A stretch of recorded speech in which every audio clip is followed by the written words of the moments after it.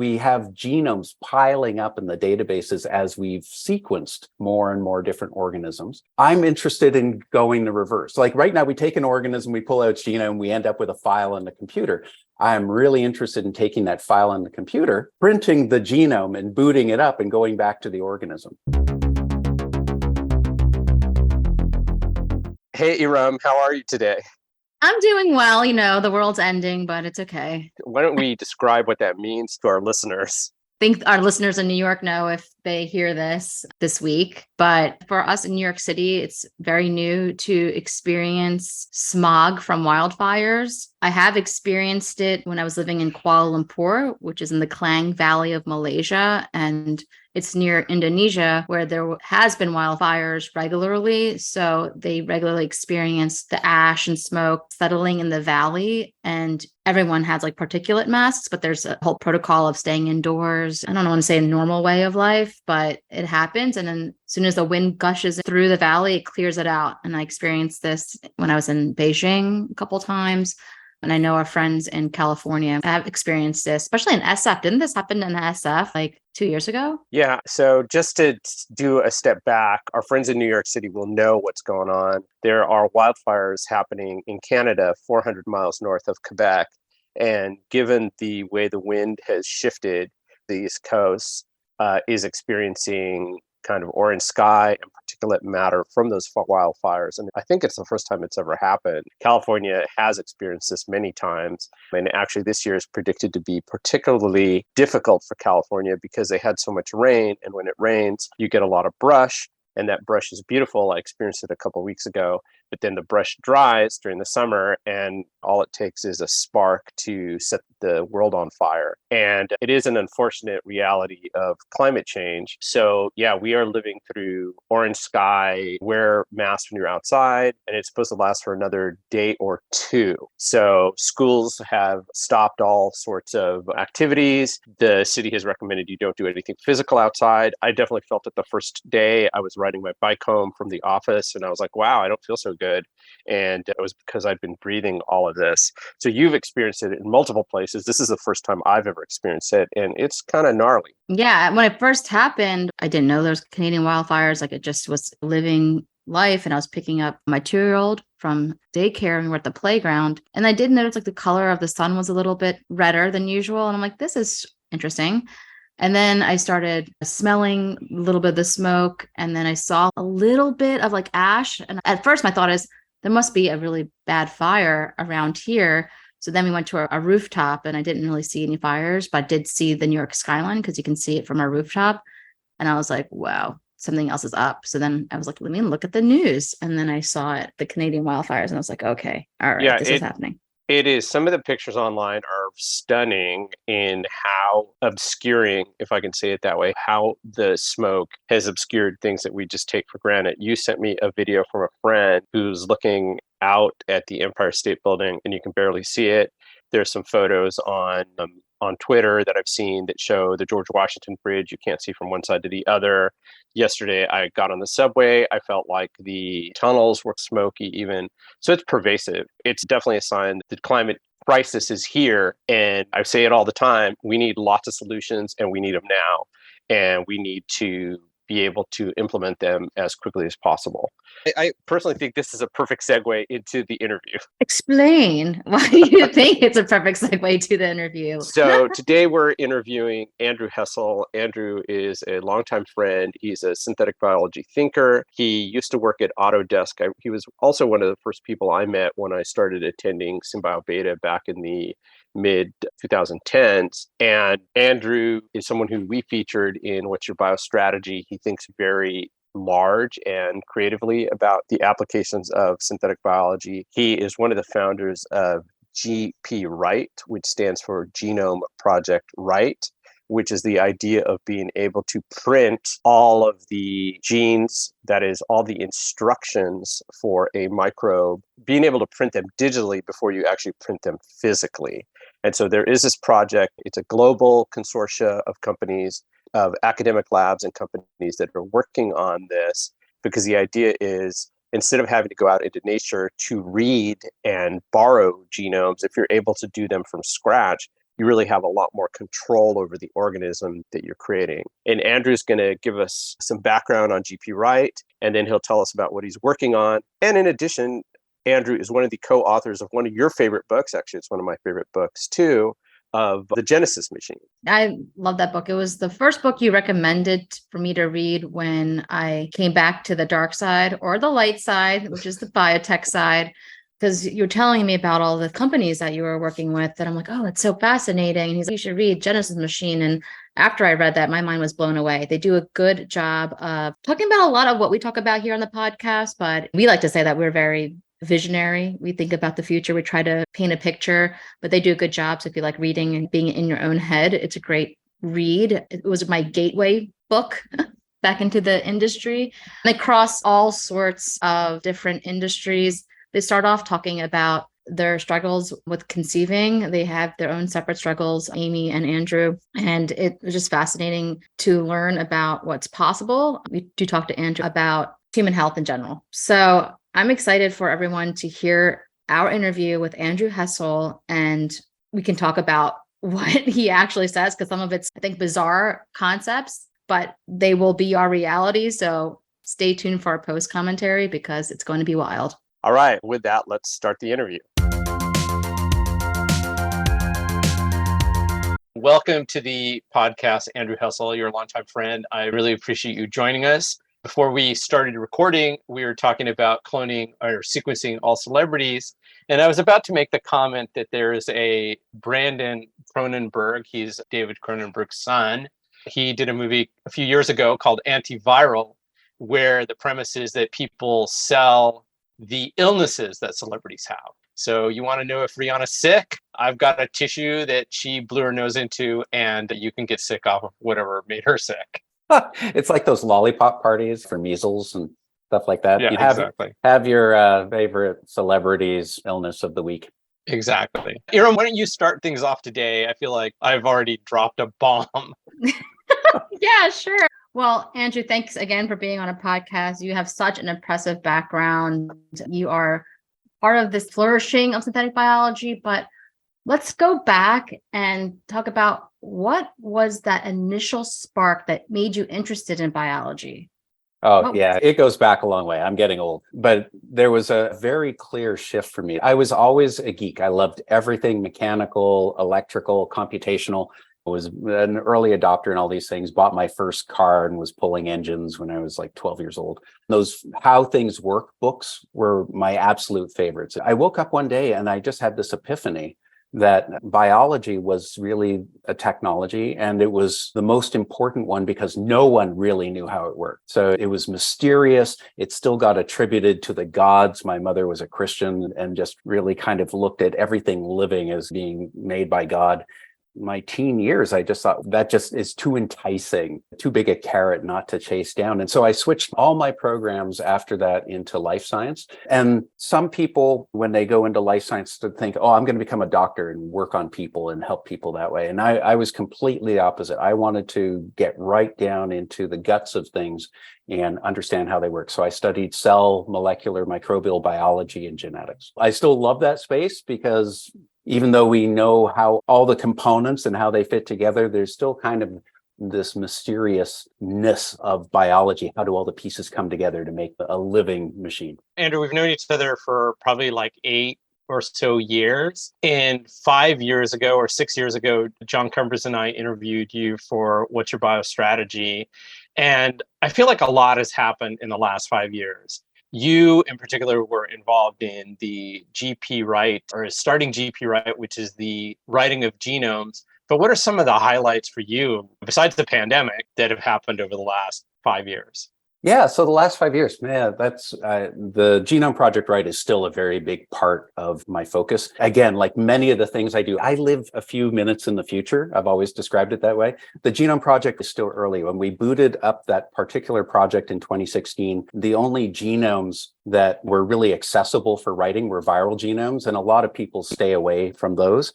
Craig Venter had done the first microbial genome. The second one kind of came in the summer of 2016. E. coli has been done since, but there's still been so few actual cellular genomes written and booted. They all fit on one hand still. but that continues to be a big part of my life. I had also moved company that I had just founded to New York City called Humane Genomics. And there we are writing genomes, but they're viral genomes. The application is cancer. We essentially design and build artificial viruses to hunt down and kill cancer cells. I'm just an advisor to that company now, but it holds a special place in my heart because it's still full genome engineering, which I love because it gives you full control over the organism. When the pandemic hit, we left New York and we have a place in California, so we went back to there. It was really just homeschool and home improvement and writing the Genesis machine book with Amy Webb. And that was terrific because it gave me an outlet and we could package up all these things. As we started to go out and promote the book in 2022, it just opened so many channels of conversation and discussion that it continues to this day. But now I'm starting to ramp up other projects that I think are interesting and happy to discuss those if you like. But yeah, I'm always poking and prodding on the fringe of things or connecting dots for the next thing that comes along. I want to hear about your new projects, but let's just spend a minute talking about this idea of creating genomes or printing genomes. What exactly is that for the uninitiated, and why is it important? I explain it like this. All life on this planet is based on cells. Cells are singularly, they're microscopic, so we don't tend to think about individual cells all that much in our day-to-day lives, but all life, plant, animal, or microbe, is built from cells. I particularly like single-celled organisms, bacteria and yeast. Most life on Earth is multicellular. That's the stuff we can physically see. But what I love about cells is that they all basically run the same machinery inside the cell. If you go and open the hood of a cell, there's nanoscopic machinery, but it's all basically the same. The low-level processes of duplicating DNA, replication, transcription, which is making the working copy mRNAs from the DNA, and then translation, making the proteins and the other machinery that actually build and operate the cell. All that's really conserved, and it's all directed by the genome, usually written in DNA for all cells. Some viruses, which I describe usually as USB sticks, can be DNA or RNA. So if you can write DNA of the whole genome, it allows you to essentially have full control over that organism's form and function. And you can mix and match code from any other organism pretty easily to make new organisms. So I love whole genome engineering. And I've been hot on that now for almost 20 years. And I've been waiting for the tools and technologies of printing DNA and assembling DNA to make genome scale DNA for a long time. What I love about this is we're finally getting to that point. I'm seeing the new DNA synthesis, assembly, and packaging technologies getting to the point where we should be able to build microbes, roughly 5 to 10 million base pairs of DNA.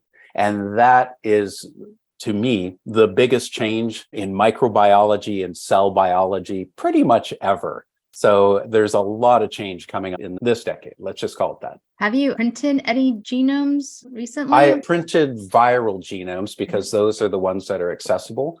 The company I co-founded is printing lots of those as they do their development work. There are still very few cellular genomes that have been printed, and it's just a function of cost. One of the reasons why I championed whole genome writing is you don't really need to be creative. If you look at the data banks for GenBank, the online public libraries of genetic code, there are hundreds of thousands of organisms that have been sequenced, most of them microbial. But still, we have genomes piling up in the databases as we've sequenced more and more different organisms. I'm interested in going the reverse. Like right now, we take an organism, we pull out its genome, we end up with a file on the computer. I'm really interested in taking that file on the computer, printing the genome and booting it up and going back to the organism. So if you're not making any modifications to the organism, then it's not so much a creative process, it's just an engineering process. How do I go and take a file on a computer and essentially boot it up? I love that. And of course, if you're actually trying to be more creative, you have full control over that entire genome design. You can make any changes you want because the changes are essentially going to be made using digital tools before you print. So we're at the cusp now of being able to really close that engineering loop. That's amazing. So I just wonder, one of the goals of the Biden administration's bioeconomy executive order was to sequence another million genomes. And I've heard a couple of people say that's a waste of time. We don't need to sequence a million genomes. What we need is to determine function of more genomes. Just curious your thoughts on that idea. I put this way, I think it's great to bank genomes and save them for sequencing later. The problem with sequencing any genome today is it costs money. The only genomes that I believe you can sequence and actually make profit are human genome. And right now, we're just not sequencing that many of them to really drive the cost down to the point where every single genome is profitable. So hear me out. Everyone's genome has some value personally, of course, because it's yours. But if you start looking at it in terms of identity, disease, screening, drug screening, and so on, we can probably extract today $200 or $300 worth of value, provided it's connected to products and services. So genome-based advertising. So that's pretty good. It only costs $200 today if you go and buy a new Illumina machine to actually get a full high-resolution genome for an individual. So we're kind of at that break-even point where I've been saying this for years. We're going to get a Google-like company that now will come along and say, hey, we'll sequence you for free if we can be your agent for your genome and give you benefits of health and wealth, essentially. That's about to break. Every other genome we sequence is going to take a grant. It's going to take a pot of money. We will learn something, but we won't learn anything much more fundamental about the processes of life doing it. We'll just learn the specifics of that particular organism. I think the money is better applied to being able to engineer organisms faster and cheaper.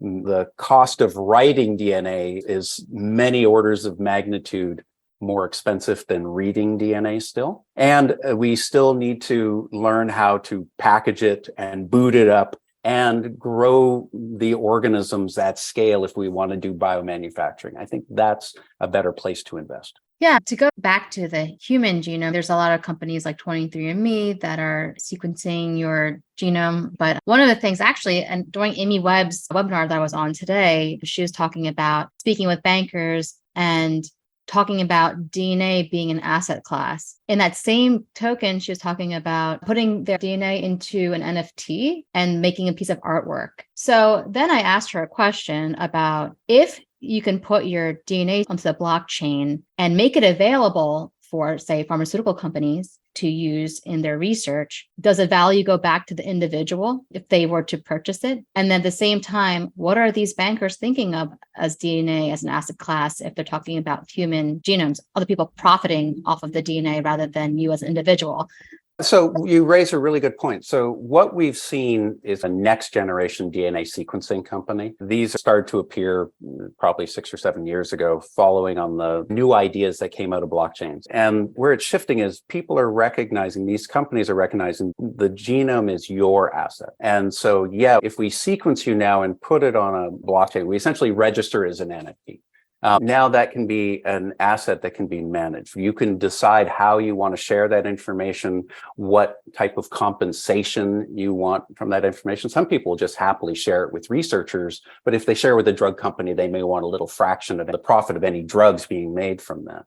The nice thing about these blockchain technologies is you can create digital contracts that kind of stick with the NFT and coordinate how it's going to be used. So Amy's right, and it's something I've been speaking about quite a bit too. Not just DNA as an asset class, because it's a digital asset, but also biology as an asset class. You can bank your cells and put them into a biobank. And now those living cells are now accessible, they're a resource, and they can be used for many things, producing organoids for drug testing, potentially generating actual organs for transplantation in the future. Today, we're learning how to take cells, your cells, and turn them back into stem cells and turn them into just about anything, including sperm and eggs. And one of the things I've written about is I personally want to be biobanked because I would like to be cloned after I'm dead, it's because I read the book Dune when I was quite young, and there's a character that gets serially resurrected for thousands and thousands of years. But to even start that process, you need to have banked cells, or at the very least, banked intact nuclei from those cells. So we're starting to recognize that our biology, our code is valuable, and how we go about turning it into an asset that can reward us is to be discovered. But I'm going to Geneva to present on this to bankers in June. So we're starting these explorations in a serious way. And I believe we were talking about celebrity genomes. I believe there are some people, either by virtue that they're a celebrity, or they have some really unique features in their body or metabolism capabilities, that their genomes are going to be incredibly valuable. And so these companies you can think of as being your agent, and they might take a percentage, 10, 20, 30% of whatever you're paid. But if they can go out and market your genome and get $1 million from a drug company, it's going to be pretty cool. So I think some people are going to be able to retire just as these companies really learn what's valuable. That's amazing. So you mentioned you're working on a couple of new projects. You said you're going to Geneva to present some of these ideas to some bankers. What are you working on these days, Andrew? Where are you spending most of your time? Yeah, the two areas that have really been consuming a lot of the thought processes, one is biobanking as personal biobanking. Biobanking is actually already a global industry. People know about things like seed banks, or if you're doing IVF treatments, you bank sperm and eggs or embryos. There's these deep verticals in biobanking, but there's no bank that I can walk into and just say, I would like to be banked. And I think it's about time we had some of those, or started opening the door to some of those. So typically with these new technologies, you have to find a group of individuals who are more forward-thinking, early adopters. They typically have a little bit of play money that they can put into investments or exploring these types of things. This is why I'm going to Geneva and speaking with bankers there. And I've really been having conversations with family offices and high net worth families. Wow. Just to see can we open the door for these things. So that's one. And the other area is almost the other side of the coin. I've always worked in the area of cancer. Cancer to me is a relatively simple problem. I know that usually triggers a lot of people, but it's just cells in your body that are acting like an infection. And the thing I like about how we defeat cancer is it's very similar to how we defeated most microbial infections over the last century. We have to find specific antibiotics and that are not toxic to your normal cells, but quickly shut down any cells that are abnormal. And today we also realize, because we're 40 trillion cells, including a whole immune police and military force protecting our body, we can also program the environment to hunt down cancer cells as well. We can either kill them directly, or we can have immunotherapies that prime your immune system to better recognize the cancer. So I've been working with a concierge oncologist. Concierge medicine is where you get basically exceptional healthcare as a service by private doctors.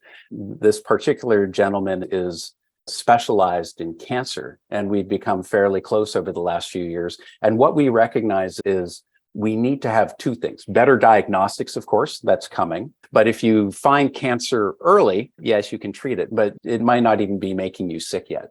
You need to have more and more, increasingly, specific antibiotics for just your cancer, because no two cancers are the same. They're just as no two people are the same, no two genomes are the same, no two mutations leading to cancer are the same. You need a very specific medicine.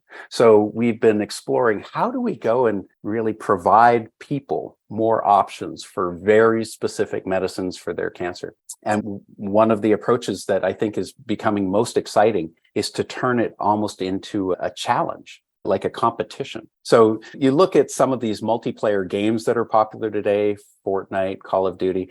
Fortnite per month gets about 1.5 billion hours of human attention and generates about $5 billion in revenue each year. Like that, it's pretty amazing, because people love playing these types of games. But we're looking at, what if you can make killing a cancer cell kind of a game?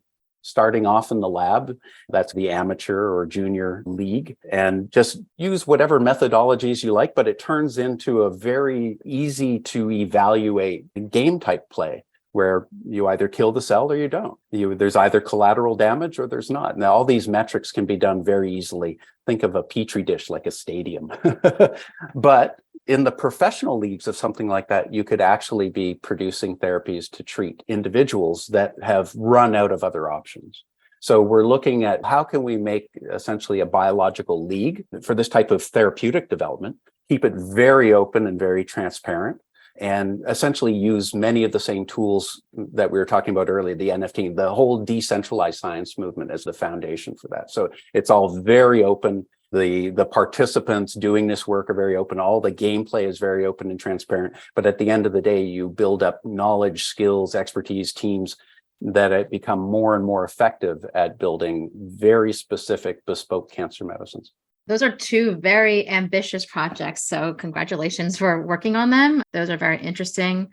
I'm very interested in the biobanking. Has this been something that you just started working on, or are you getting funders? Are you rallying troops? Yeah, so the way I tend to work on these things, and it's worked out really well for me, is I go and communicate about them because the ideas often are just completely foreign to people. They've never thought about it. Yeah. And even though biobanking is a fairly robust industry, again, it's in these deep verticals and very specialized verticals.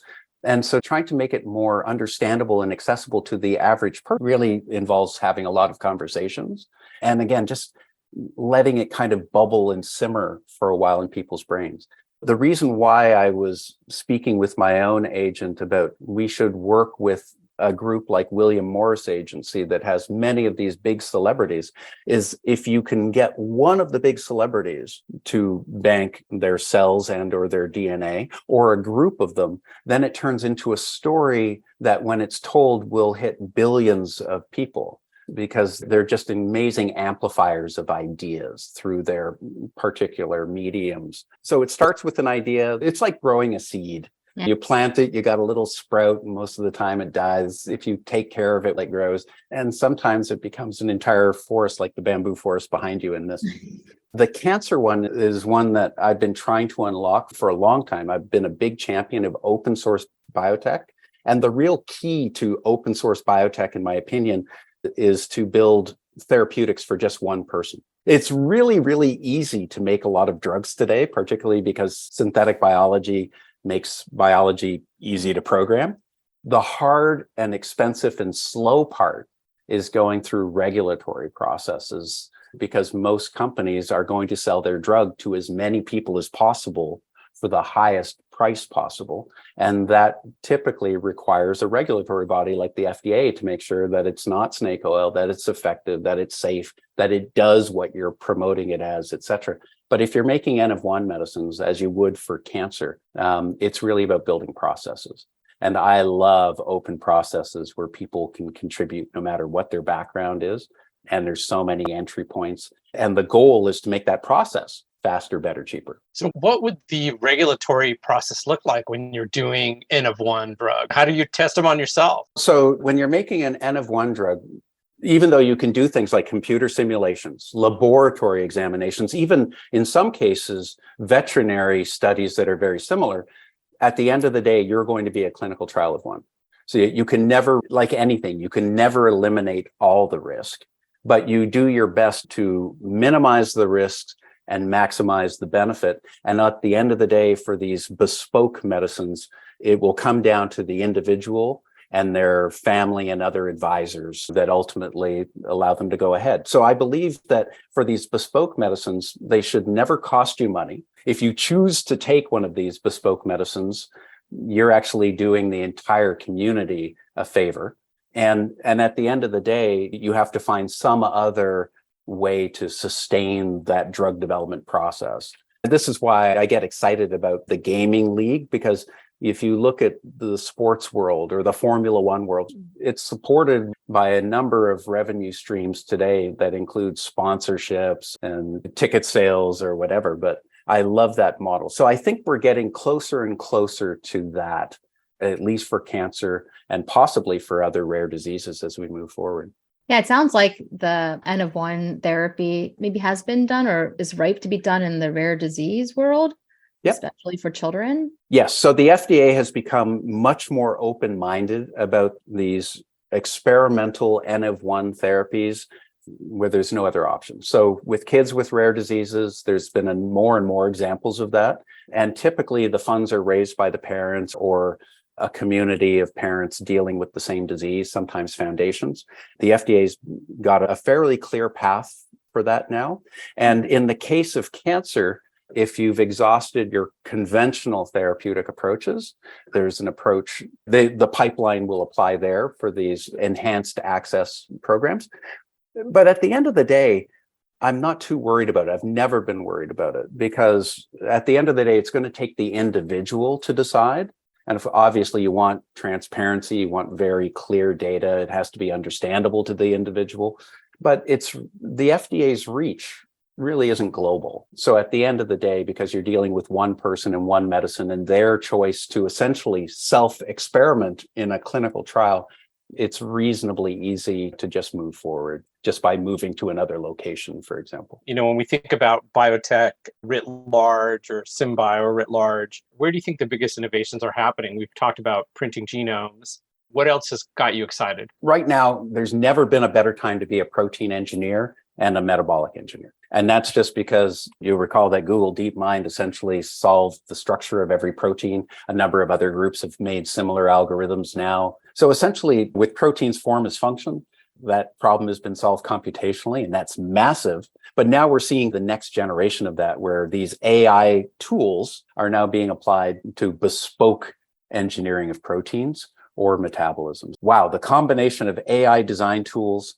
low-cost DNA synthesis for relatively short fragments under 10,000 nucleotides is closing the design, build, test loop for proteins and metabolism extremely quickly. So this engine is really starting to crank now. Nucleotides are the basic building blocks of nucleic acids, RNA and DNA. They are organic molecules composed of a nitrogen base, sugar, and a phosphate. The bases are the DNA code many of us are familiar with, ATGC, but in RNA, it is U instead of T. Yeah, just never been a better time to be working at that level. And there's so many applications in that space. We could talk all day. Some of the applications that people are going for are new foods, new diagnostics, new therapeutics that are all protein-based or metabolism-based. So it's just starting to really get rolling. Again, AI tools, which are making it so much easier, low-cost DNA synthesis assembly at scale, and more robotic testing and measurement systems that are both either really fast or really specific and even getting down to the single cell level. So the tooling, Yeah, the tooling for sure. I know there's a lot of examples, but can you share a story of a company or someone benefiting from this new innovation of extreme like protein folding? Can you share?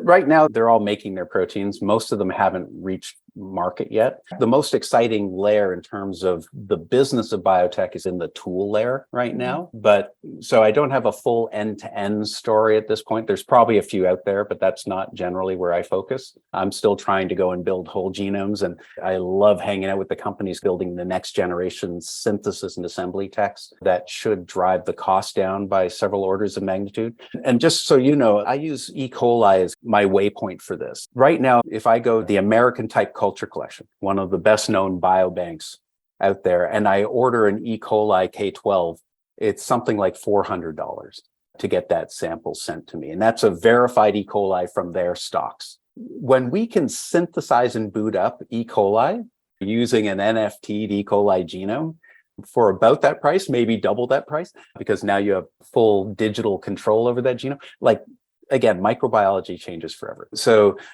in general, the cost of reading DNA and writing DNA will eventually equalize. And when we start getting to that point where we can do these genomes at a really low price, everything changes. So I'm always looking for the technologies that kind of greases that wheel. Yeah, that's going to be very interesting because we had Paul Fremont on the podcast and he was talking about the writing of genomes and laid out the foundation of all the developments happening in synthetic biology, and saying that being able to write code and boot up, as you say in your terms, like boot up an organism, we're a long ways from that because biology is messy and it's really unpredictable. But why do you think he says that? I would disagree with Paul that we're not there yet because it's already been demonstrated. The first cellular genome was made by Craig Venter in 2010. And then he made an improved version of that particular organism in 2016. They're still tweaking and improving that organism's genome, but they build them from scratch. And then another waypoint was when E. coli was synthesized and booted up in 2019 by Jason Chin. So from that point of view, it is still hard. But the main cost, the main restriction is not booting up a microbe. It's synthesizing and assembling DNA for the entire genome. And right now, we pay by the base pair for synthesis. And so if we use 10 cents a base pair just as a guideline, E. coli has about a 5 million base pair genome. That's $500,000 to synthesize that genome. And we know it'll work if we use the stock genome, right? If we're not modifying it, we know it'll work. But if we're using the stock genome, you might as well go to the American Type Culture Collection and pay $400 or $500 instead of $500,000.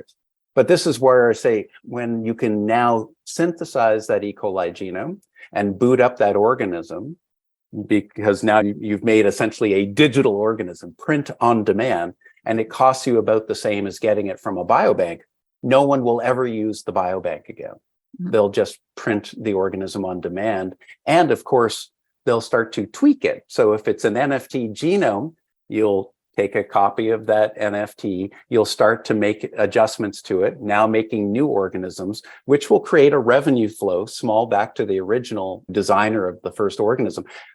If you start thinking that way, if we now get a digital evolution, all tracked on blockchain of E. coli and every derivative after that, an economy that trickles all the way back through every node on that graph, with the person earning the most being the original producer of that genome, I see the potential here for thousands of genomes to be transferred from nature's IP into the biotech world.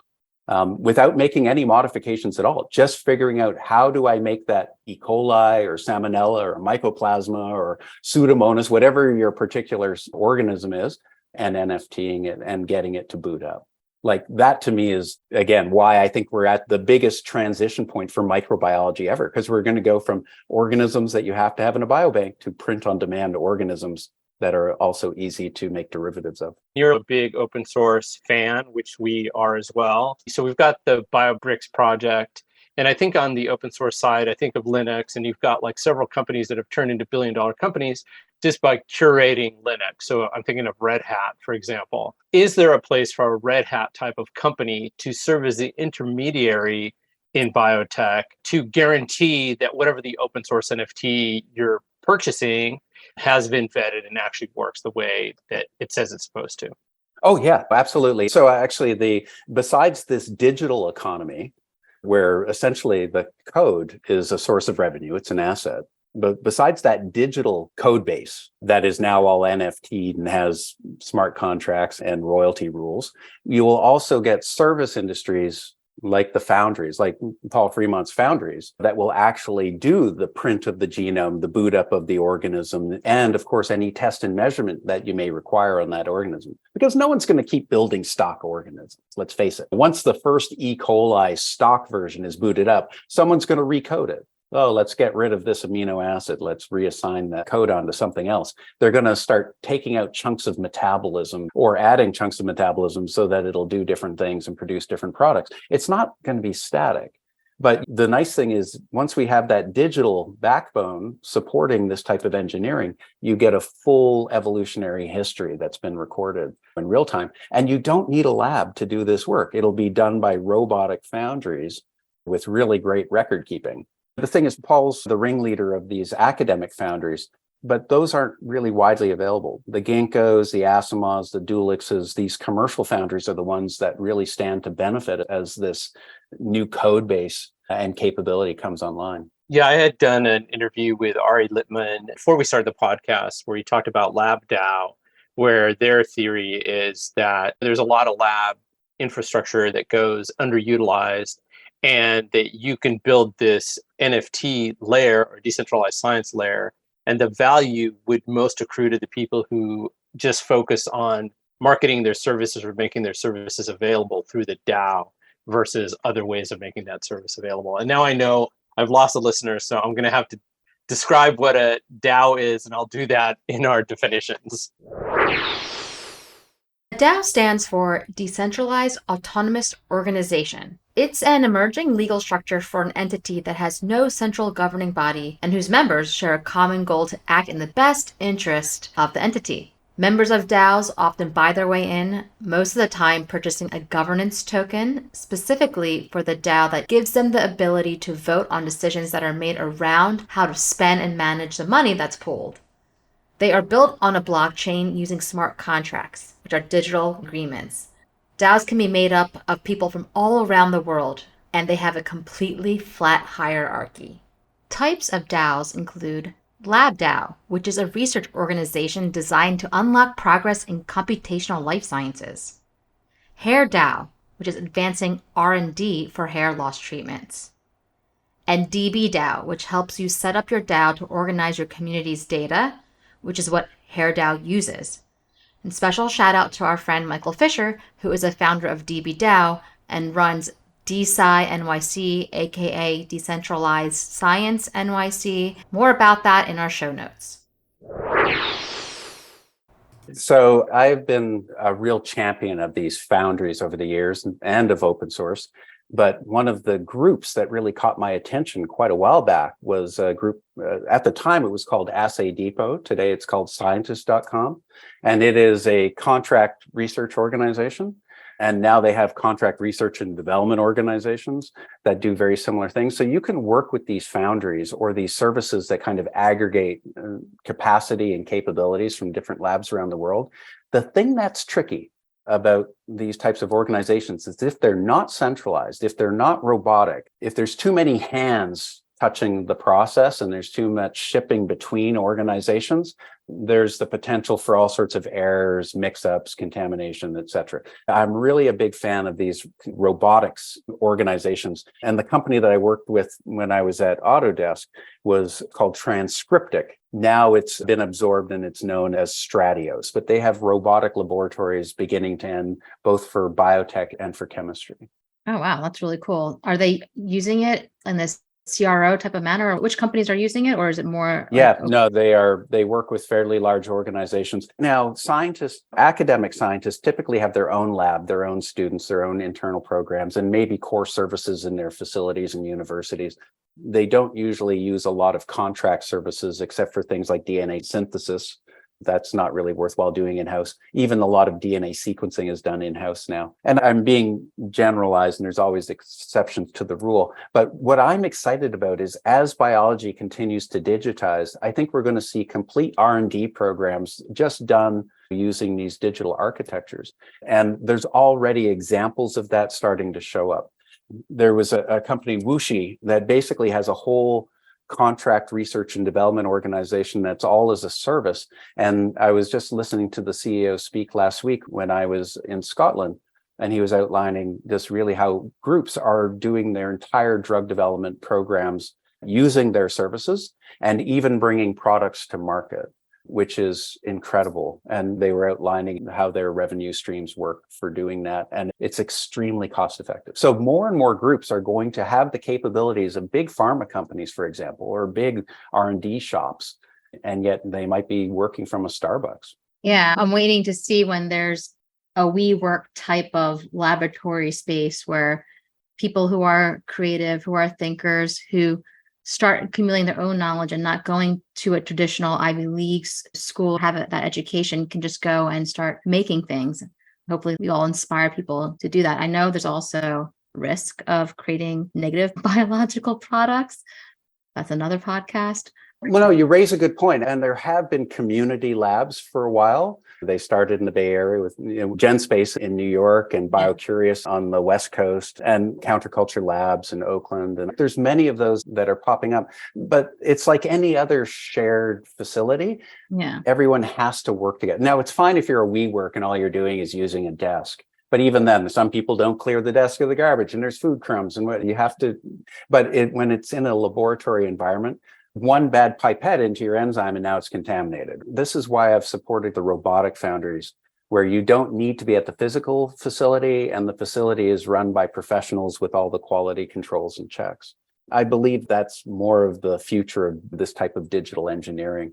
I absolutely support people getting hands-on experience if that's what they want. And some things require a lot of that. But for the cell type engineering that I'm interested in, where it's design, build, test of cells, I think that whole process is much more amenable to robotic processes. And you only really need the variation as you start getting into more of the testing. To making that type of contract research organization, that automation, but available to more people would be very interesting, I would say. And this is where I love the idea of gamifying it and turning it into a league and championship with sponsors. And really, I'd love to see some of these designers, drug developers, whatever they're making, just become rock stars. Yeah, and it's interesting because a lot of this stuff eventually does get more commoditized.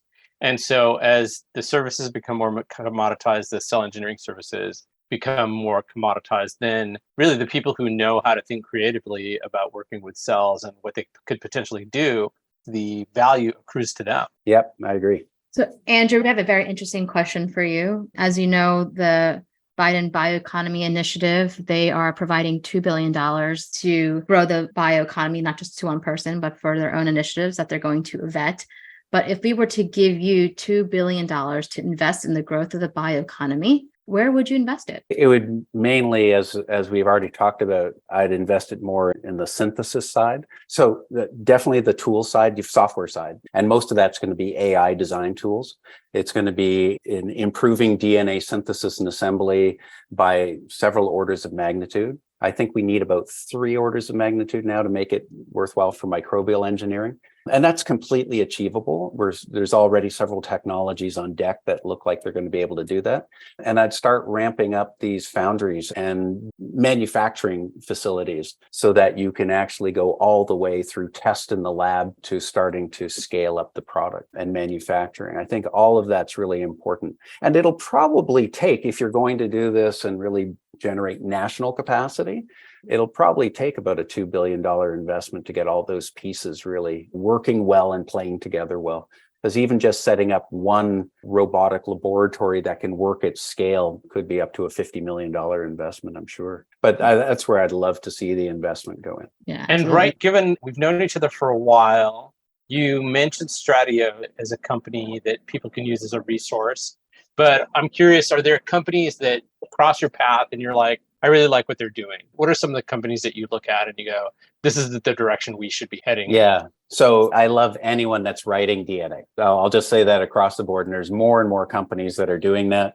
But anyone that's actually figuring out new ways to do it faster and cheaper, and I mean orders of magnitude cheaper, great. Because again, I just look to the bacteria. They can copy their genome, 5 million base pairs in 10 or 15 minutes. Why can't we? That's the finish line that I'd like to see us get to or exceed it.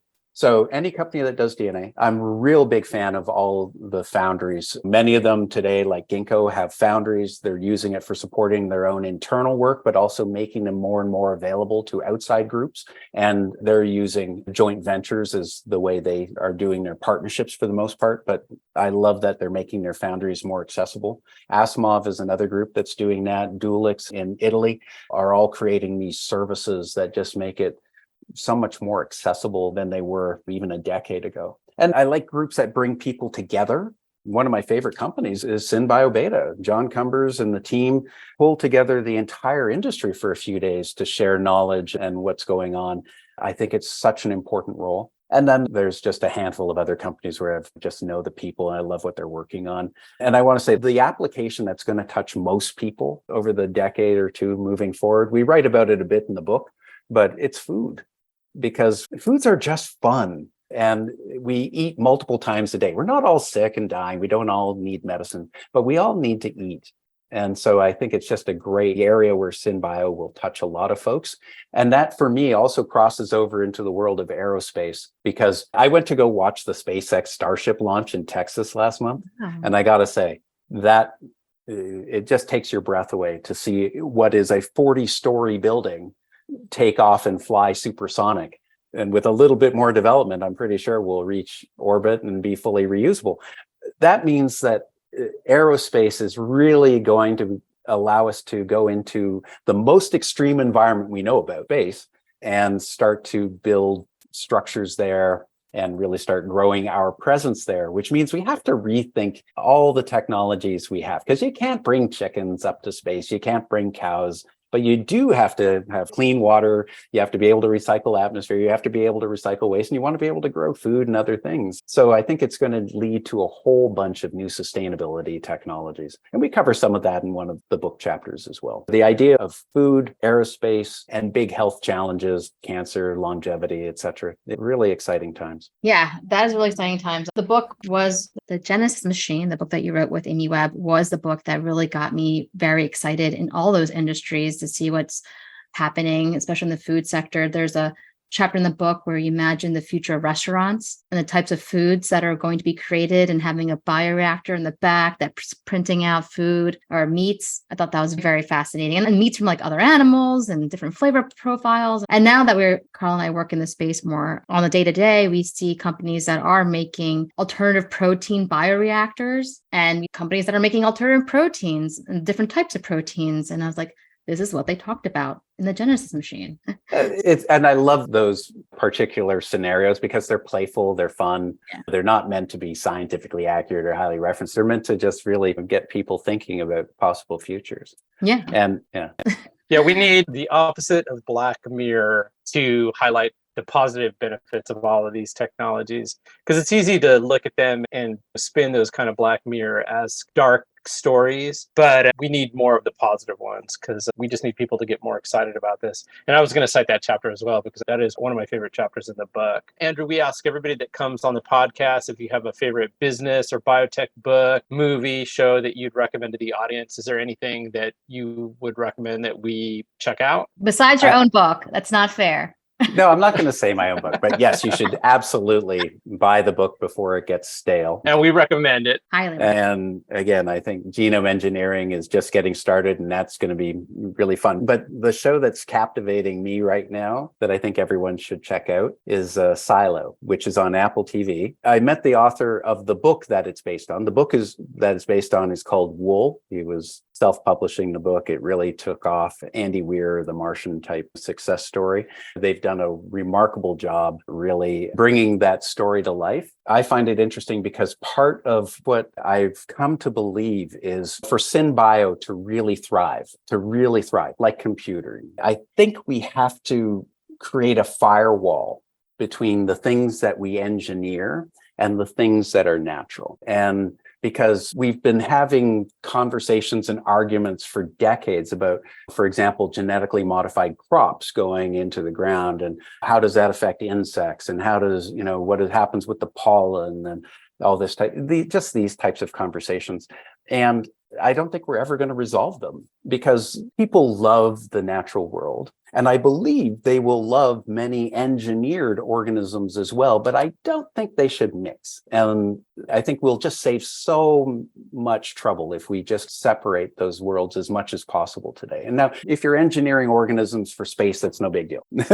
There's not going to be a lot of cross-contamination. If you're doing it for the moon or Mars, again, not a big problem. Building your biomanufacturing systems on Mars, although there will be purists that say don't mess up Mars. But I really champion maybe humans should start building down and underground if they really want to start protecting the natural ecosystems of the Earth.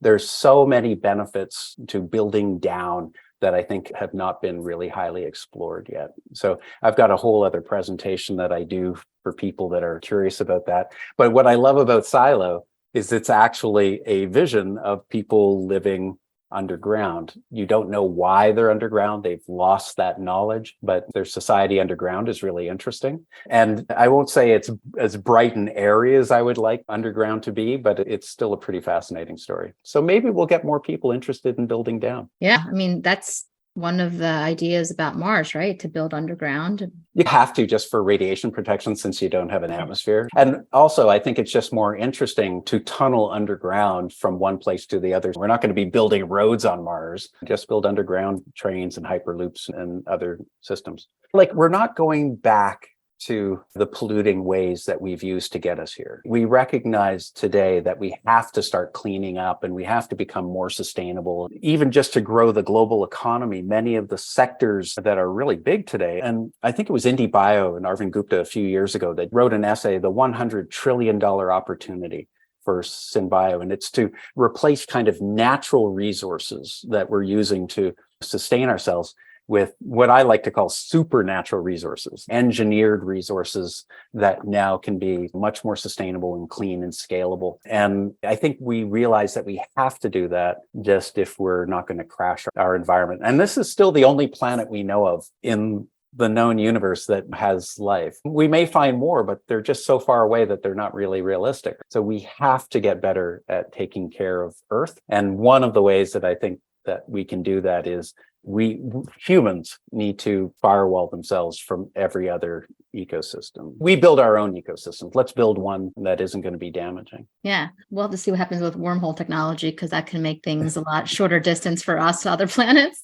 Hey, if you can get wormholes to work, great. I just watched Interstellar the other day, but yeah, not believing it yet. The physics are there, right? The physics are there for the wormhole. So who knows? And I like science fiction, not fantasy, but it needs to be hard science fiction. Like the physics has to work. And yeah, everything will change. We're still discovering, like the electron that we're using to communicate now, we've only harnessed that over the last 150 years. There's probably other energies that we haven't even figured out how to measure yet. Oh, yeah. Exactly. 100%. All right, Andrew, again, thank you so much for your time. Thanks for coming on Grow Everything. We want to have you come back because I love the way you think and always love talking to you. And we'll see you in just a couple days. I'm excited to see you in real life. Looking forward to it. Let's grab a beer. Yeah, let's do it. All right, thank you. See you later. Thank you so much. Bye.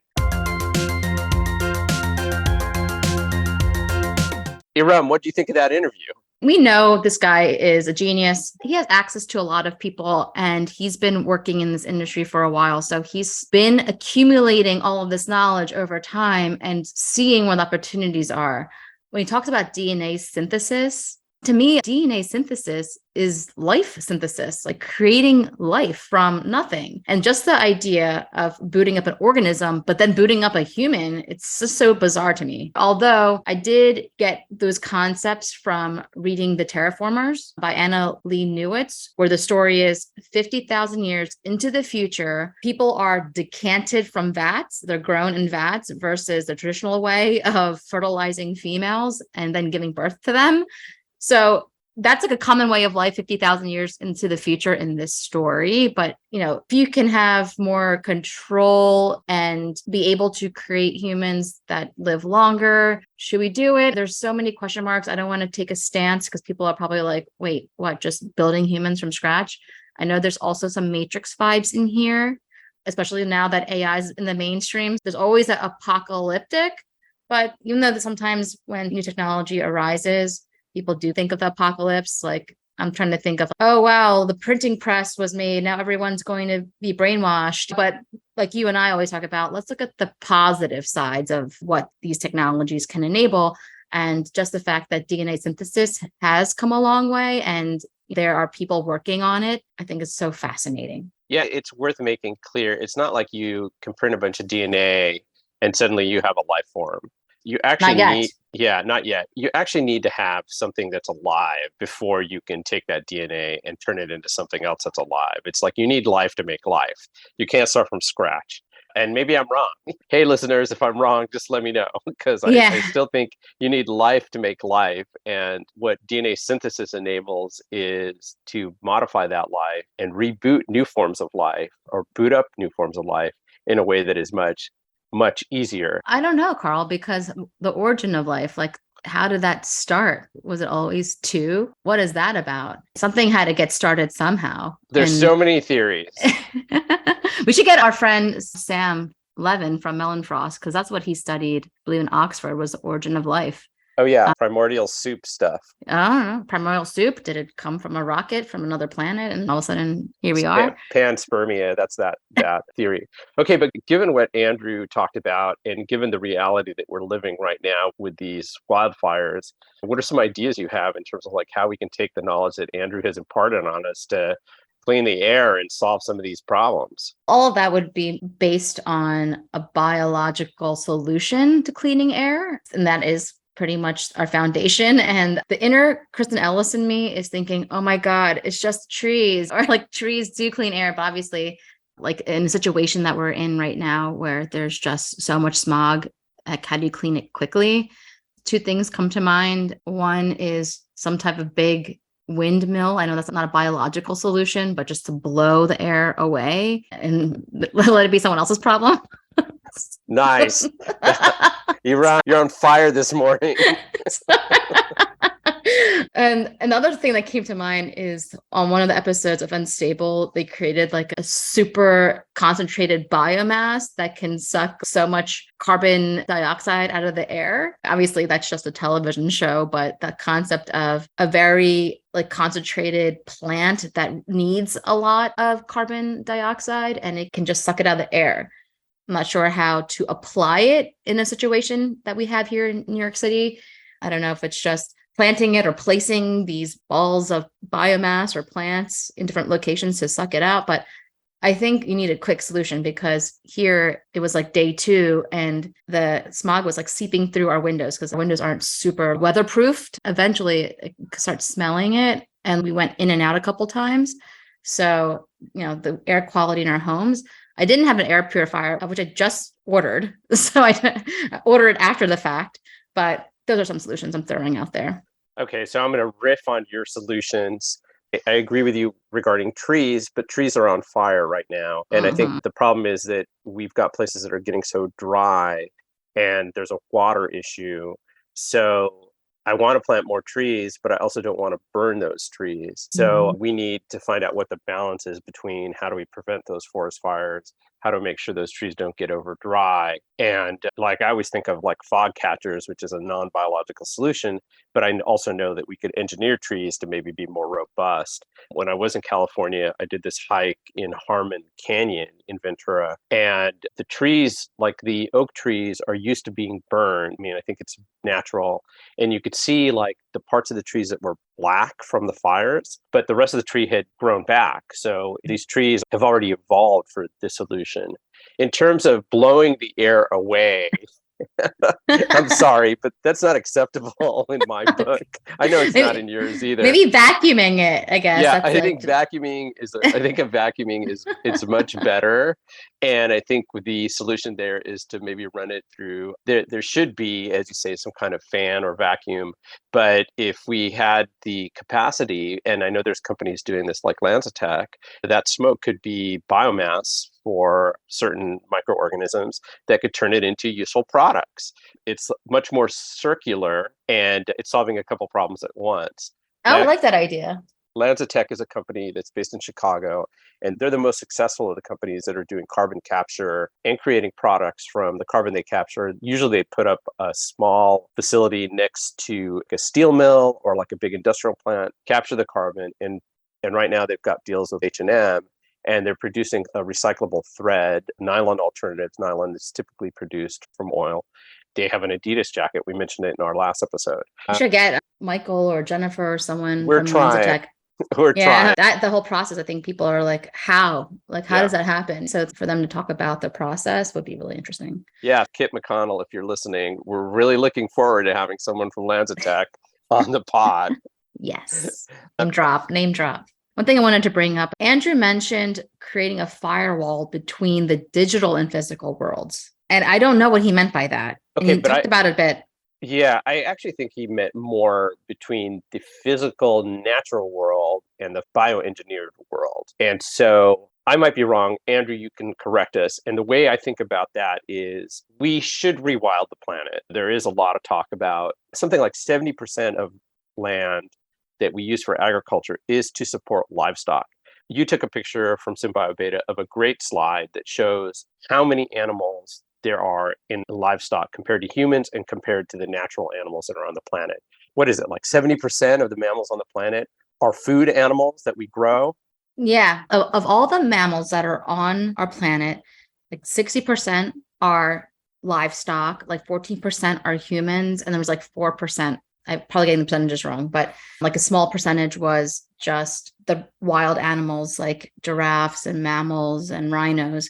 And it's just like dwindling, just the trajectory. It's like it's just going to be livestock and humans for other animals that are already endangered. We know this, but to see it in that chart where it was just a small slice of mammals were the wild mammals versus humans and livestock, that was just so jarring to see that information in that form. Here's how I would riff on Andrew's idea. There's a lot of controversy around the genetic modification of plants and animals. And so how do you separate genetic modification from the natural world? And I'm saying natural in quotes because natural is a loaded word.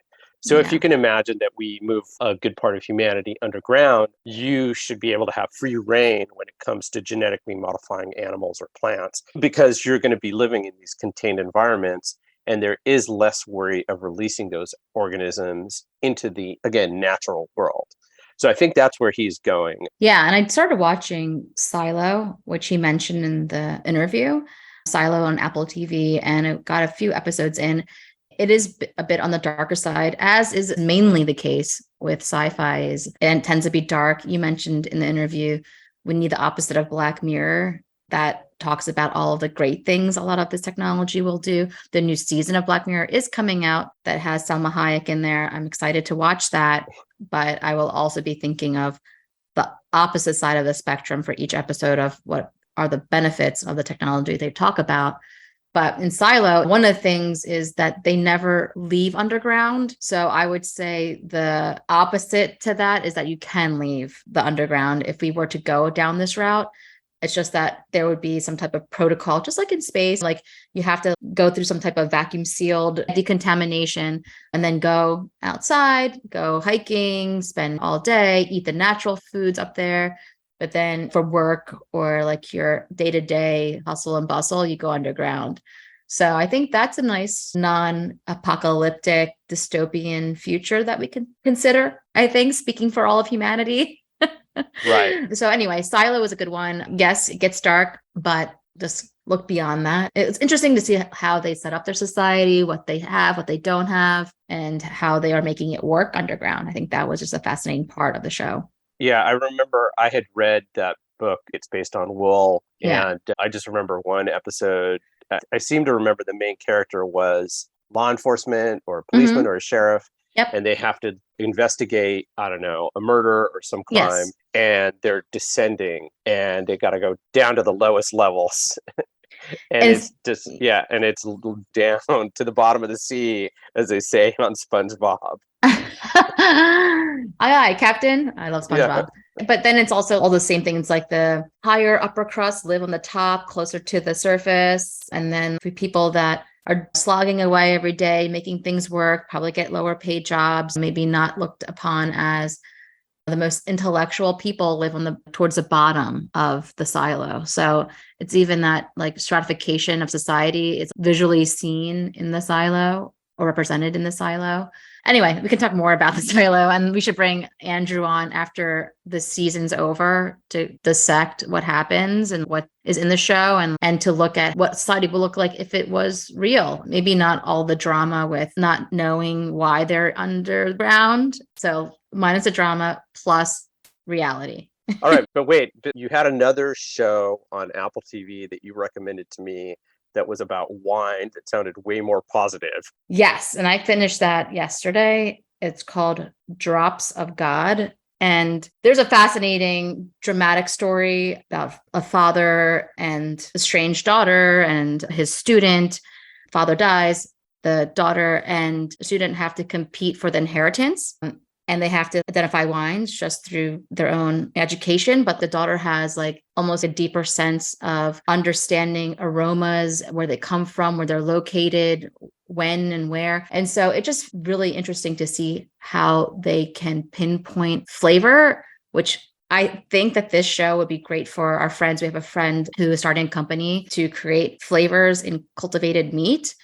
And just all of the descriptions, Karl, I mean, we can keep this in the commentary, but it was so good to watch, to understand flavor and how to smell and eat, right? I know that when I was younger, I was just eating food. Yeah, ketchup was delicious. Okay, whatever. Well, it is delicious. But now I'm like, oh, I can taste the differences between these tomatoes and tomatoes from the US versus tomatoes in Europe, and taking the time to appreciate those flavors and like where they come from, even produce from volcanic areas like Amalfi Coast.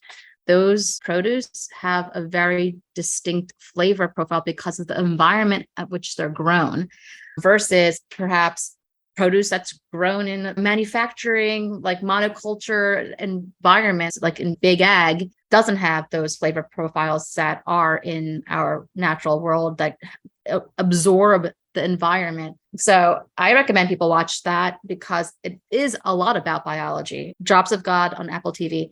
It is all about the environment and biology and fermentation. It is wine. Thinking of how do you encapsulate an environment in a moment of time when it's raining, because you have every wine has a year and a location. The French call it the terroir in terms of the land, but it's just very illuminating to see how you can appreciate the earth through wine. They use very interesting words and phrases to describe what they're tasting. And for us at Messaging Lab, we're always looking for interesting notions of terms and words that we can incorporate into companies' messaging to make it more interesting. Improving efficiency, like all those terms, you got to get rid of that. Everyone's going to help you reduce costs or increase value, or just the descriptions I felt were luxurious in the show. I love that. I've been trying to get better at those kind of descriptions. And what I've been doing is when I go to a coffee shop, I'll order an espresso.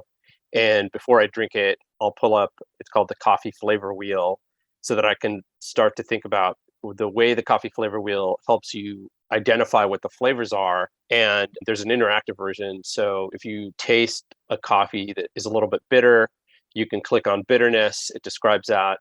Then it gives you the opportunity to dig down deeper. Is it bitter because it tastes burned, or is it something else? Is it sour? And I'm finding that to be very useful in terms of just being able to describe coffee better. And I'm absolutely sure there is an interactive wine tasting wheel. So if someone in the audience knows where that is, send it to us. I'm going to look for it, because I think that all this stuff just helps us describe things better.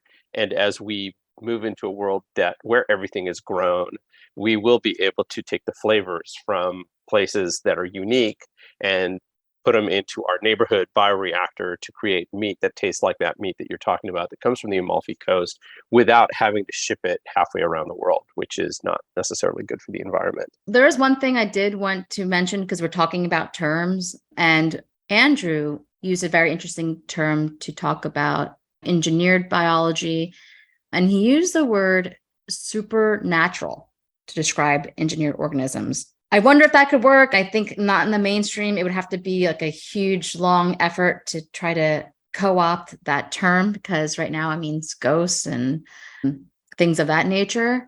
But I thought it was so interesting that he used that term, and I thought it worked, because with all the companies that we've met and all the people we've had on this podcast, they're always talking about how organisms can do more if they're engineered. What it does is help create more enhanced performance characteristics, which that is like superheroes, because they are enhanced humans. Can we use the word supernatural? I know our friend Ashara at C16, she had used a term new natural, which I also like, but it begs a question, like, which is good? All right, listeners, you let us know what you think. Leave us a comment and a review. We could really use those reviews. This has been a great episode. And on our next episode, we'll explore the Spider-Verse. And we've got a lot of great episodes coming up. Thank you for listening. All right. See you later. Bye.